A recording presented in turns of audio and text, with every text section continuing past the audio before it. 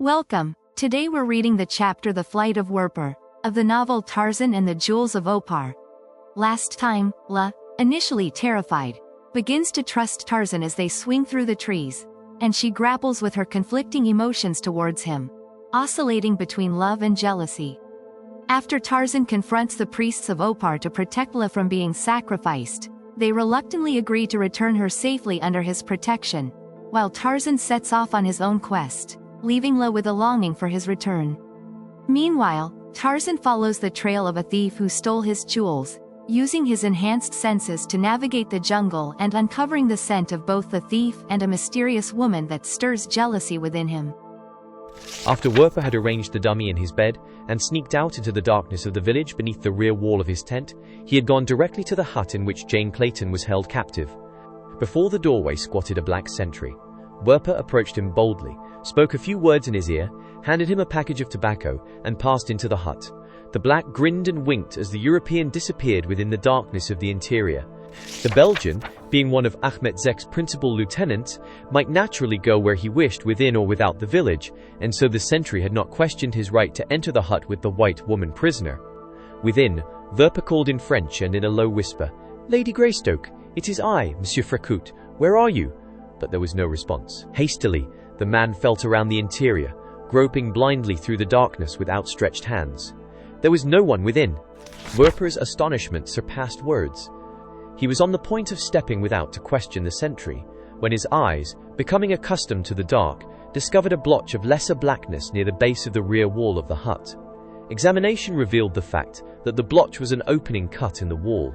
It was large enough to permit the passage of his body, and assured as he was that Lady Greystoke had passed out through the aperture in an attempt to escape the village, he lost no time in availing himself of the same avenue. But neither did he lose time in a fruitless search for Jane Clayton. His own life depended upon the chance of his eluding, or outdistancing, Ahmet Zek, when that worthy should have discovered that he had escaped.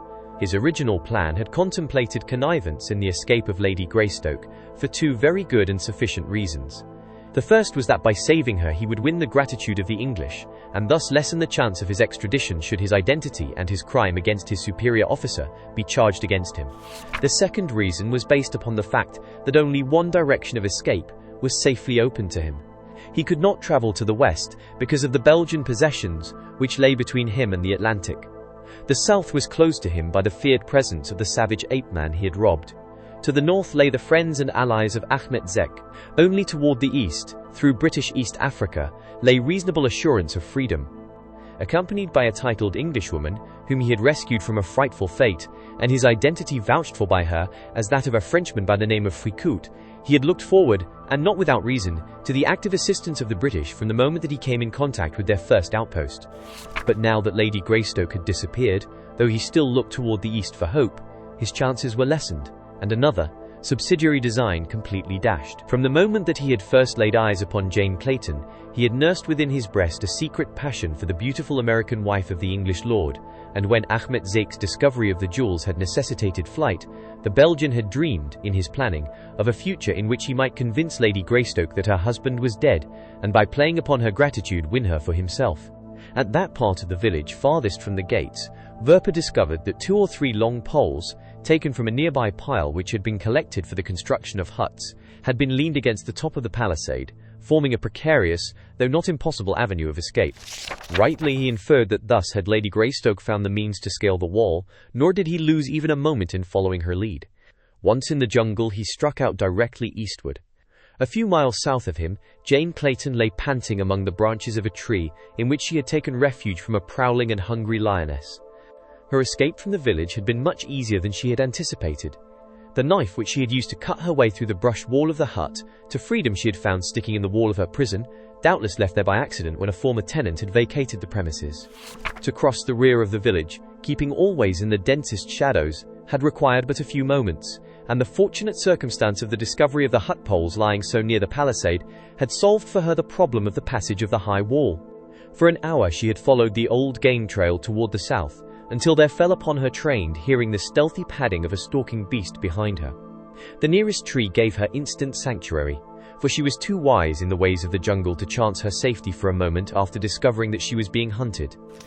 WERPER, with better success, traveled slowly onward until dawn, when, to his chagrin, he discovered a mounted Arab upon his trail. It was one of Ahmet Zek's minions, many of whom were scattered in all directions through the forest, searching for the fugitive Belgian. Jane Clayton's escape had not yet been discovered when Ahmet Zek and his searchers set forth to overhaul WERPER. The only man who had seen the Belgian after his departure from his tent was the black sentry before the doorway of Lady Greystoke's prison hut, and he had been silenced by the discovery of the dead body of the man who had relieved him, the sentry that Mugambi had dispatched. The bribe-taker naturally inferred that WERPER had slain his fellow, and dared not admit that he had permitted him to enter the hut, fearing as he did the anger of Ahmet Zek. So, as chance directed that he should be the one to discover the body of the sentry when the first alarm had been given, following Ahmet Zek's discovery that WERPER had outwitted him, the crafty black had dragged the dead body to the interior of a nearby tent, and himself resumed his station before the doorway of the hut, in which he still believed the woman to be. With the discovery of the Arab close behind him, the Belgian hid in the foliage of a leafy bush. Here the trail ran straight for a considerable distance, and down the shady forest aisle, beneath the overarching branches of the trees, rode the white-robed figure of the pursuer. Nearer and nearer he came. WERPER crouched closer to the ground behind the leaves of his hiding place. Across the trail, a vine moved. WERPER's eyes instantly centered upon the spot. There was no wind to stir the foliage in the depths of the jungle. Again the vine moved. In the mind of the Belgian, only the presence of a sinister and malevolent force could account for the phenomenon. The man's eyes bored steadily into the screen of leaves upon the opposite side of the trail. Gradually a form took shape beyond them, a tawny form, grim and terrible, with yellow-green eyes glaring fearsomely across the narrow trail straight into his. WERPER could have screamed in fright, but up the trail was coming the messenger of another death, equally sure and no less terrible. He remained silent, almost paralyzed by fear. The Arab approached. Across the trail from WERPER the lion crouched for the spring, when suddenly his attention was attracted toward the horseman. The Belgian saw the massive head turn in the direction of the raider, and his heart all but ceased its beating as he awaited the result of this interruption. At a walk the horseman approached. Would the nervous animal he rode take fright at the odor of the carnivore and, bolting, leave WERPER still to the mercies of the king of beasts? But he seemed unmindful of the near presence of the great cat. On he came, his neck arched, champing at the bit between his teeth. The Belgian turned his eyes again toward the lion. The beast's whole attention now seemed riveted upon the horseman. They were abreast the lion now, and still the brute did not spring. Could he be but waiting for them to pass before returning his attention to the original prey? WERPER shuddered and half rose. At the same instant the lion sprang from his place of concealment, full upon the mounted man. The horse, with a shrill neigh of terror, shrank sideways almost upon the Belgian. The lion dragged the helpless Arab from his saddle, and the horse leaped back into the trail and fled away toward the west. But he did not flee alone. As the frightened beast had pressed in upon him, WERPER had not been slow to note the quickly emptied saddle and the opportunity it presented. Scarcely had the lion dragged the Arab down from one side, than the Belgian, seizing the pommel of the saddle and the horse's mane, leaped upon the horse's back from the other. A half-hour later, a naked giant, swinging easily through the lower branches of the trees, paused, and with raised head and dilating nostrils sniffed the morning air. The smell of blood fell strong upon his senses, and mingled with it was the scent of Numa, the lion. The giant cocked his head upon one side and listened. From a short distance up the trail came the unmistakable noises of the greedy feeding of a lion. The crunching of bones, the gulping of great pieces, the contented growling, all attested the nearness of the king at table. Tarzan approached the spot, still keeping to the branches of the trees. He made no effort to conceal his approach, and presently he had evidence that Numa had heard him, from the ominous rumbling warning that broke from a thicket beside the trail. Halting upon a low branch just above the lion, Tarzan looked down upon the grisly scene. Could this unrecognizable thing be the man he had been trailing? The ape-man wondered. From time to time he had descended to the trail, and verified his judgment by the evidence of his scent that the Belgian had followed this game trail toward the east. Now he proceeded beyond the lion and his feast, again descended and examined the ground with his nose. There was no scent spoor here of the man he had been trailing. Tarzan returned to the tree. With keen eyes he searched the ground about the mutilated corpse for a sign of the missing pouch of pretty pebbles, but naught could he see of it. He scolded Numa, and tried to drive the great beast away, but only angry growls rewarded his efforts. He tore small branches from a nearby limb and hurled them at his ancient enemy.